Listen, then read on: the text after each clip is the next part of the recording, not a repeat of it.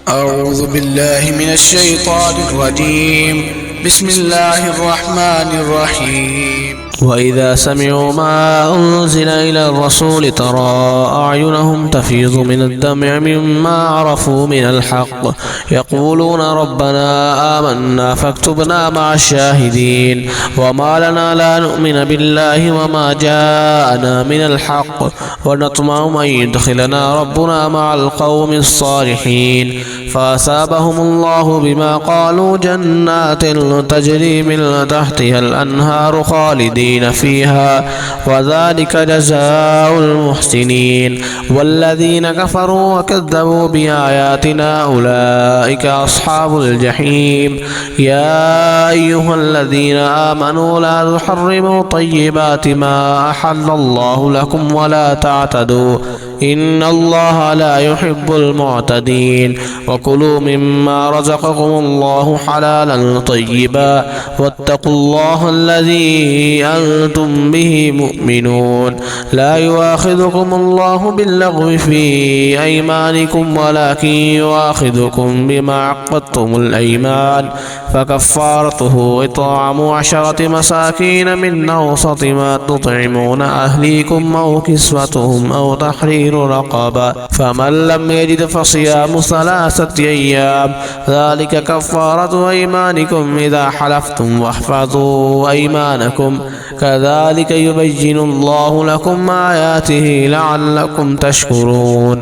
يا أيها الذين آمنوا إنما الخمر والميسر والأنصاب والأزلام رجس من عمل الشيطان فاجتنبوه لعلكم تفلحون.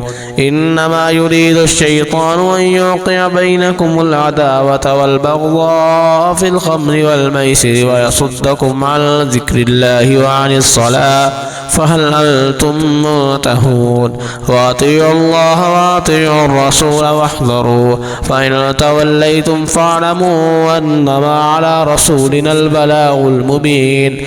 ليس على الذين آمنوا وعملوا الصالحات جناح فيما طعموا إذا ما اتقوا وآمنوا وعملوا الصالحات ثم اتقوا وآمنوا ثم اتقوا وأحسنوا والله يحب المحسنين. يا أيها الذين آمنوا ليبلونكم الله بشيء من الصيد تناله أيديكم ورماحكم ليعلم الله من يخافه بالغيب فمن اعتدى بعد ذلك فله عذاب أليم. يا أيها الذين آمنوا لا تقتلوا الصيد وأنتم حرم ومن قتله منكم متعمدا فجزاء مثل ما قتل من النعم يحكم به ذوى عدل منكم هديا بالغ الكعبة أو كفارة طعام مساكين أو عدل ذلك صياما ليذوق وبال أمره عفى الله عما سلف ومن عاد فينتقم الله منه والله عزيز ذو انتقام. أحل لكم صيد البحر وطعامه متاعا لكم وللسيارة وحرم عليكم صيد البر ما دمتم حرما واتقوا الله الذي إليه تحشرون. جعل الله الكعبة البيت الحرام قياما للناس والشهر الحرام والهدي والقلائد ذلك لتعلموا أن الله يعلم ما في السماوات وما في الأرض وأن الله بكل شيء عليم. اعلموا أن الله شديد العقاب وأن الله غفور رحيم. ما على الرسول إلا البلاغ والله يعلم ما تبدون وما تكتمون. قل لا يستوي الخبيث والطيب ولو أعجبك كثرة الخبيث فاتقوا الله يا أولي الألباب لعلكم تفلحون. يا أيها الذين آمنوا لا تسألوا عن أشياء إن تبد لكم تسؤكم وإن تسألوا عنها حين ينزل القرآن تبد لكم عفى الله عنها والله غفور حليم. قد سألها قوم من قبلكم ثم أصبحوا بها كافرين. ما جعل الله من بحيرة ولا سائبة غائبة ولا وصيلة ولا حام، ولكن الذين كفروا يفترون على الله الكذب وأكثرهم لا يعقلون. وإذا قيل لهم تعالوا إلى ما أنزل الله وإلى الرسول قالوا حسبنا ما وجدنا عليه آباءنا أولو كان آباؤهم لا يعلمون شيئا ولا يهتدون. يا أيها الذين آمنوا عليكم أنفسكم لا يضركم من ضل إذا اهتديتم إلى الله مرجعكم جميعا فينبئكم بما كنتم تعملون. يا أيها الذين آمنوا شهادة بينكم إذا حضر أحدكم الموت حين الوصية اثنان ذوى عدل منكم أو آخران من غيركم إن أنتم ضربتم في الأرض فأصابتكم مصيبة الموت تحبسونهما من بعد الصلاة فيقسمان بالله إن ارتبتم لا نشتري به ثمنا ولو كان ذا قربى ولا نكتم شهادة الله إنا إذا لمن الآثمين. فإن عثر على أنهما استحقا إثما فآخران يقومان مقامهما من الذين استحق عليهم الأوليان فيقسمان بالله لشهادتنا أحق من شهادتهما وما اعتدينا إنا إذا لمن الظالمين. ذلك أدنى أن يأتوا بالشهادة على وجهها أو يخافوا أن ترد أيمان بعد أيمانهم واتقوا الله واسمعوا والله لا يهدي القوم الفاسقين. يوم يجمع الله الرسل فيقول ماذا أجبتم قالوا لا علم لنا إنك أنت علام الغيوب. إذ قال الله يا عيسى ابن مريم اذكر نعمتي عليك وعلى والدتك إذ أيدتك بروح القدس تكلم الناس في المهد وكهلا وإذ علمتك الكتاب والحكمة والتوراة والإنجيل وإذ تخلق من الطين كهيئة الطير بإذني فتنفخ فيها فتكون طيرا بإذني وتبرئ الأكمه والأبرص بإذني وإذ تخرج الموتى بإذني وإذ كففت بني إسرائيل عنك إذ جئتهم بالبينات فقال الذين كفروا منهم إن هذا إلا سحر مبين. وإذ أوحيت إلى الحواريين أن آمنوا بي وبرسولي قالوا آمنا واشهد بأننا مسلمون. إذ قال الحواريون يا عيسى ابن مريم هل يستطيع ربك أن ينزل علينا مائدة من السماء قال اتقوا الله إن كنتم مؤمنين. قالوا نريد أن نأكل منها وتطمئن قلوبنا ونعلم أن قد صدقتنا ونكون عليها من الشاهدين. قال عيسى ابن مريم اللهم ربنا أنزل علينا مائدة من السماء تكون لنا عيدا لأولنا وآخرنا وآية منك وارزقنا وأنت خير الرازقين. قال الله إني منزلها عليكم فمن يكفر بعد منكم فإني أعذبه عذابا لا أعذبه أحدا من العالمين. وإذ قال الله يا عيسى ابن مريم أنت قلت للناس اتخذوني وأمي إلهين من دون الله قال سبحانك ما يكون لي أن أقول ما ليس لي بحق إن كنت قلته فقد علمت تعلم ما في نفسي ولا أعلم ما في نفسك إنك أنت علام الغيوب. ما قلت لهم إلا ما أمرتني به أن اعبدوا الله ربي وربكم وكنت عليهم شهيدا ما دمت فيهم فلما توفيتني كنت أنت الرقيب عليهم وأنت على كل شيء شهيد. إن تعذبهم فإنهم عبادك وإن تغفر لهم فإنك أنت العزيز الحكيم. قال الله هذا يوم ينفع الصادقين صدقهم لهم جنات تجري من تحتها الأنهار خالدين فيها أبدا رضي الله عنهم ورضوا عنه ذلك الفوز العظيم. لله ملك السماوات والأرض وما فيهن وهو على كل شيء شيء قدير. بسم الله الرحمن الرحيم. الحمد لله الذي خلق السماوات والأرض وجعل الظلمات والنور ثم الذين كفروا بربهم يعدلون. هو الذي خلقكم من طين ثم قضى أجلا وأجل مسمى عنده ثم أنتم تمترون. وهو الله في السماوات وفي الأرض يعلم سركم وجهراكم ويعلم ما تكسبون. وما تأتيهم من آية من آيات ربهم إلا كانوا عنها معرضين. فقد كذبوا بالحق لما جاءهم فسوف يأتيهم أنباء ما كانوا به يستهزئون. ألم يروا كم أهلكنا من قبلهم من قرن مكناهم في الأرض ما لم نمكن لكم وأرسلنا السماء عليهم مدرارا وجعلنا الأنهار تجري من تحتهم فأهلكناهم بذنوبهم وأنشأنا من بعدهم قرنا آخرين.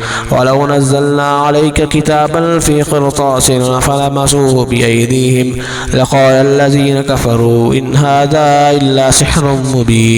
فقالوا لولا أنزل عليه ملك ولو أنزلنا ملكا لقضي الأمر ثم لا ينظرون. ولو جعلناه ملكا لجعلناه رجلا وللبسنا عليهم ما يلبسون. ولقد استهزئ برسل من قبلك فحاق بالذين سخروا منهم ما كانوا به يستهزئون. قل سيروا في الأرض ثم انظروا كيف كان عاقبة المكذبين. قل لمن ما في السماوات والأرض قل الله كتب على نفسه الرحمة ليجمعنكم إلى يوم القيامة لا ريب فيه الذين خسروا أنفسهم فهم لا يؤمنون. وله ما سكن في الليل والنهار وهو السميع العليم. قل أغير الله يتخذ وليا فاطر السماوات والأرض وهو يطعم ولا يطعم. قل إني أمرت أن أكون أول من أسلم ولا تكونن من المشركين. قل إني أخاف إن عصيت ربي عذاب يوم عظيم. من يصرف عنه يومئذ فقد رحمه وذلك الفوز المبين. وإن يمسسك الله بضر فلا كاشف له إلا هو وإن يمسسك بخير فهو على كل شيء قدير. وهو القاهر فوق عباده وهو الحكيم الخبير. قل أي شيء أكبر شهادة قل الله شهيد بيني وبينكم وأوحي إلي هذا القرآن لأنذركم به ومن بلغ أئنكم لتشهدون أن مع الله آلهة أخرى قل لا أشهد قل إنما هو إله واحد وإنني بريء مما تشركون. الذين آتيناهم الكتاب يعرفونه كما يعرفون أبناءهم الذين خسروا أنفسهم فهم لا يؤمنون. ومن أظلم ممن افترى على الله كذبا أو كذب بآياته إنه لا يفلح الظالمون. ويوم نحشرهم جميعا ثم نقول للذين أشركوا أين شركاؤكم الذين كنتم تزعمون ثم لم تكن فتنتهم إلا أن قالوا والله ربنا ما كنا مشركين. انظر كيف كذبوا على أنفسهم وضل عنهم ما كانوا يفترون. ومنهم من يستمع إليك وجعلنا على قلوبهم أكنة أن يفقهوا وفي آذانهم وقرا وإن يروا كل آية لا يؤمن بها حتى إذا جاءوك يجادلونك يقول الذين كفروا إن هذا إلا أساطير الأولين. وهم ينهون عنه وينهون عنه وإن يهلكوا إلا أنفسهم وما يشعرون. ولو ترى إذ وقفوا على النار فقالوا يا ليتنا نرد ولا نكذب بآيات ربنا ونكون من المؤمنين بل بدا لهم ما كانوا يخفون من قبل ولو ردوا لعادوا لما نهوا عنه وإنهم لكاذبون. وقالوا إن هي إلا إلا حياتنا الدنيا وما نحن بمبعوثين ولو ترى إذ وقفوا على ربهم قال أليس هذا بالحق قالوا بلى وربنا قال فذوقوا العذاب بما كنتم تكفرون قد خسر الذين كذبوا بلقاء الله حتى إذا جاءتهم الساعة بغتة قالوا يا حسرتنا على ما فرطنا فيها وهم يحملون أوزارهم على ظهورهم ألا ساء ما يزرون وما الحياة الدنيا إلا لعب ولهو وللدار الآخرة خير للذين يتقون أفلا تعقلون قد نعلم إنه ليحزنك الذي يقولون فإنهم لا يكذبونك ولكن الظالمين بآيات الله يجحدون ولقد كذبت رسل من قبلك فصبروا على ما كذبوا وأوذوا حتى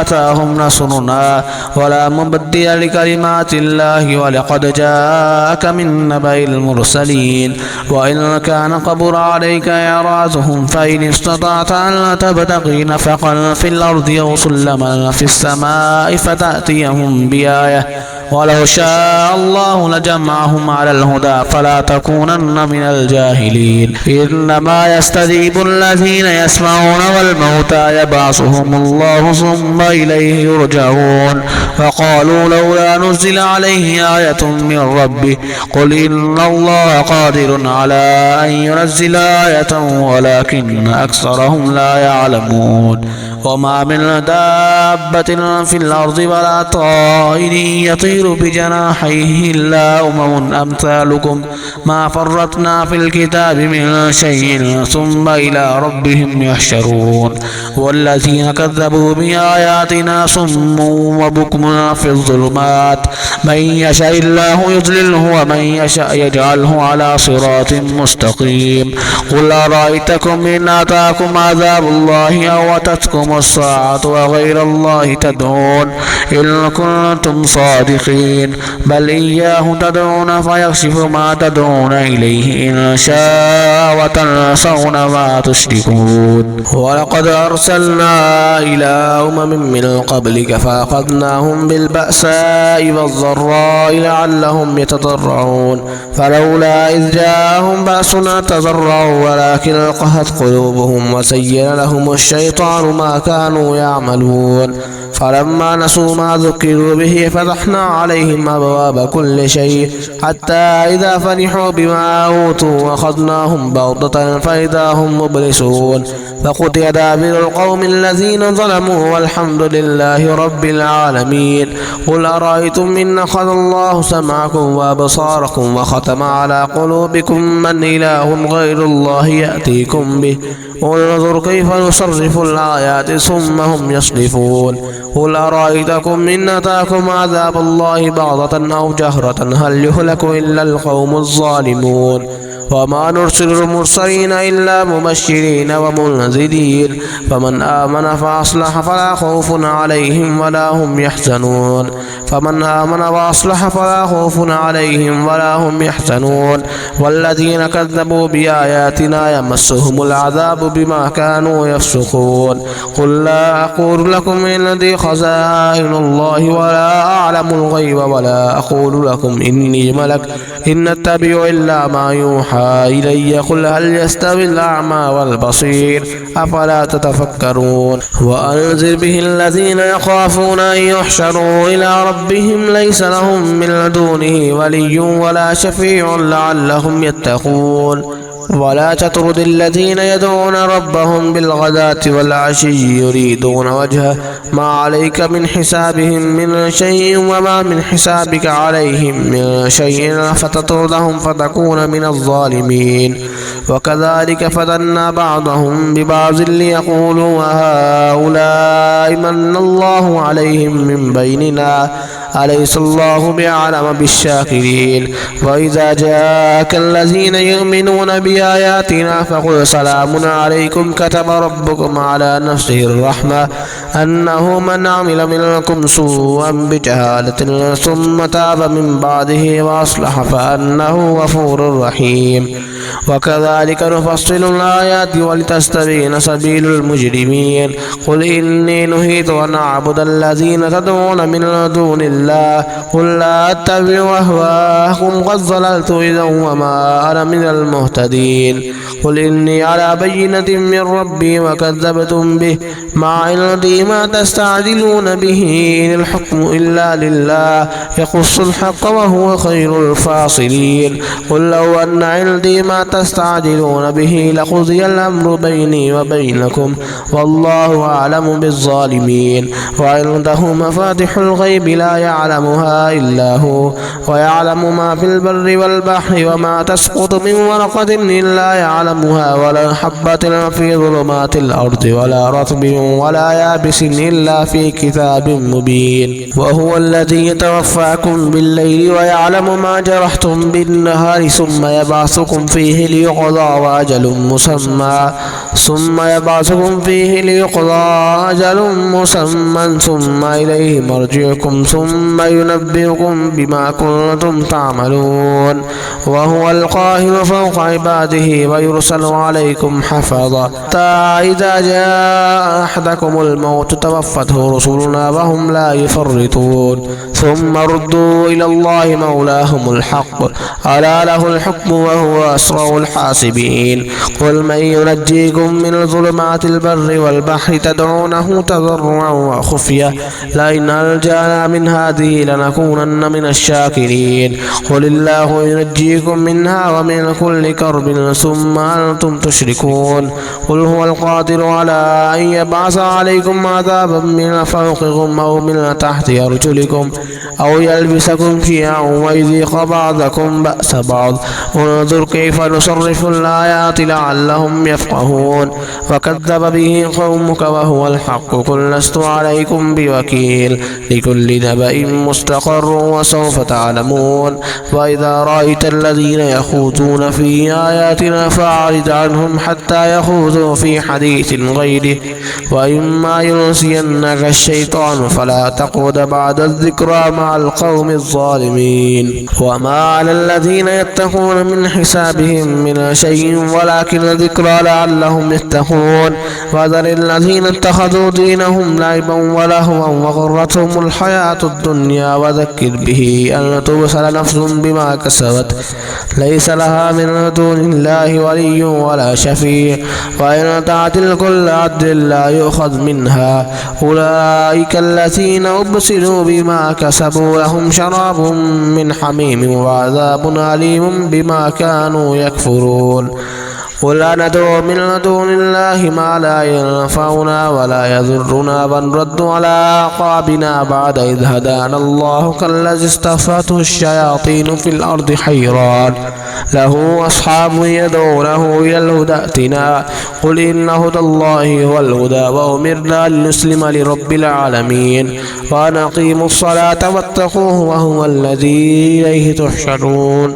وهو الذي خلق السماوات والأرض بالحق ويوم يقول كن فيكون قوله الحق وله الملك يوم ينفخ في الصور عالم الغيب والشهادة وهو الحكيم الخبير. وإذ قال إبراهيم لأبيه آزر أتتخذ أصناما آلهة إني أراك وقومك في ضلال مبين. وكذلك نري إبراهيم ملكوت السماوات والأرض وليكون من الموقنين.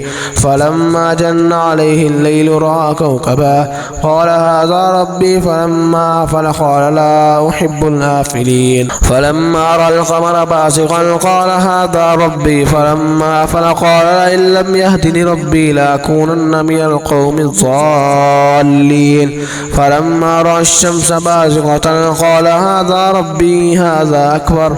فلما أفلت قال يا قوم إني بريء مما تشركون إني وجهت وجهي للذي فطر السماوات والأرض حنيفا وما أنا من المشركين. وحاجه قومه قال تحاجون يستفتوني في الله وقد هدان ولا أخاف ما تشركون به إلا أن يشاء ربي شيئا وسع ربي كل شيء علما أفلا تتذكرون وكيف أخاف ما أشركتم ولا تخافون أنكم أشركتم بالله ما لم ينزل به عليكم سلطانا فأي الفريقين يحق بالأمن إن كنتم تعلمون الذين آمنوا ولم يلبسوا إيمانهم بظلم أولئك لهم الأمن وهم مهتدون وتلك حجتنا آتيناها إبراهيم على قومه نرفع درجات من نشاء إن ربك حكيم عليم ووهبنا له إسحاق ويعقوب كلا هدينا فنوحا هدينا من قبل ومن ذريته داود وسليمان وأيوب ويوسف وموسى وهارون